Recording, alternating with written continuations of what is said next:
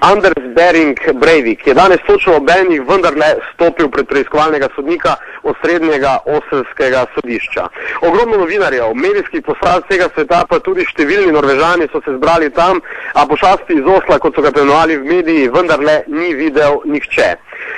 Vzdušje pred sodno dvorano je bilo sicer na nek način čustveno nabito. Ljudje so pretreseni, šokirani, seveda še vedno zgroženi nad vsem dejanjem, a pravijo, da jih takšen zločin ne bo omajal v njihovi veri demokracijo, strpnost in tolerantnost. Vendarle pa so bili tudi manjši posamični incidenti, recimo slišali smo vzklike jebeni rasist in pa krvavi izdajalec naroda. Ampak kakorkoli še vedno na nek način postaja narod enoten v tej veliki bolečini, ki jim jo je prizadejal teroristični napadalec, njihov rojak. 35 minut je trajalo danes zaslišanje pred preiskovalnim sodnikom. Za razliko od ostalih primerov na Norveškem je bilo tokrat zaprto, kar so zahtevala tako tožilstvo kot policija. Prvi zaradi varnostnih razlogov, drugič pa tudi zaradi tega, da Breivik ne bi dobil ponovno svojega odra za izražanje svojih izrazito militantnih, ekstremnih desničarskih stališč.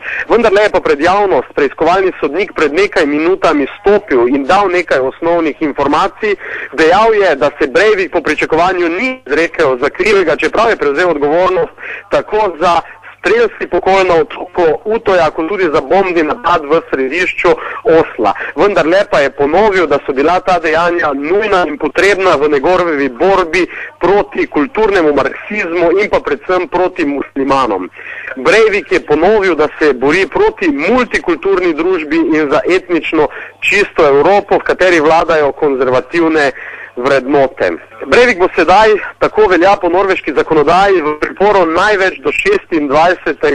septembra. Takrat ga morajo spustiti.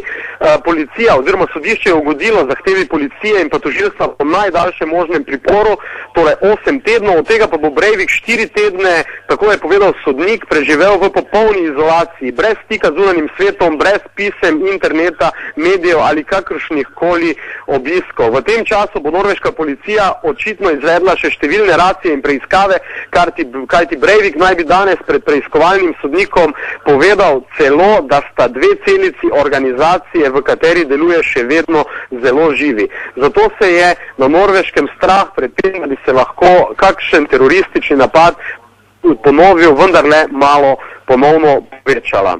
V naslednjih dneh tako pričakujemo hiter začetek sojenja in pa nadaljevanje postopkov v tej tragični teroristični zgodbi.